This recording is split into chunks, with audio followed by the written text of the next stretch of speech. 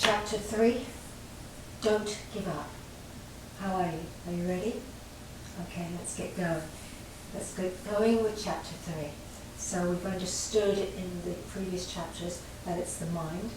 We understand that the battle is in the mind, that we're looking within ourselves to conquer our bad, our negative selves with our good selves.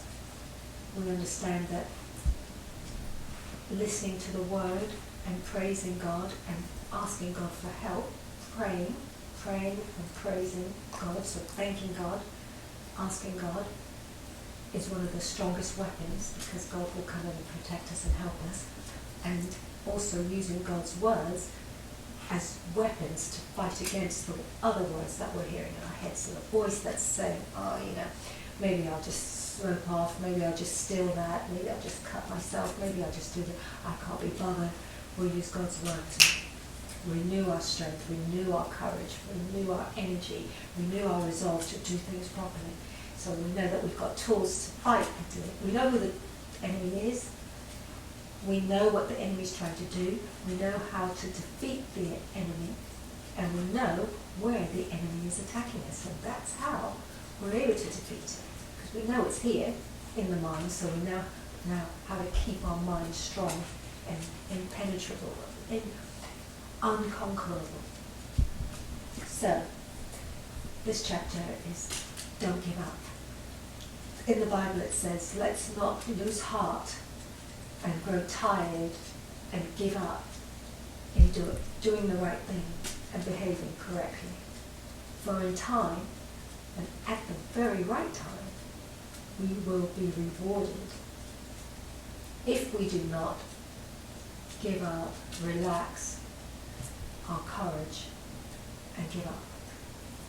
So, that makes sense though, doesn't it? How can you win any battle?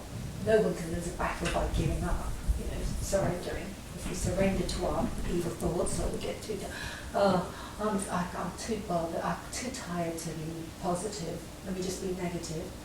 Well, of course we're not going to win. So we have to stay strong. We don't have to be macho strong.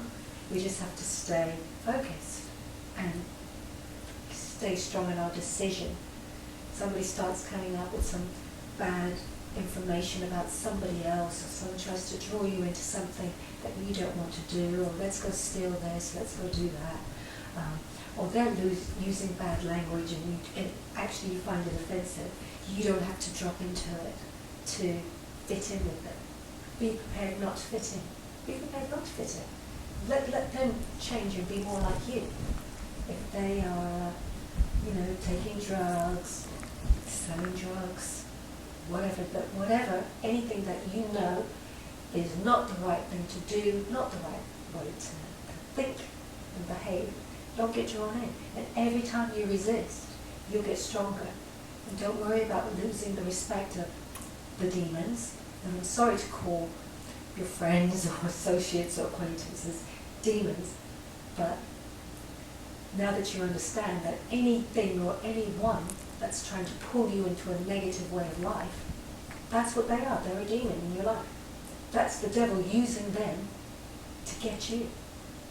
And what you've got to do is let God use you to get them. Why don't you pull them up rather than pull them down? Oh, I'm preaching now. Oh my gosh, I'm literally turning into a preacher.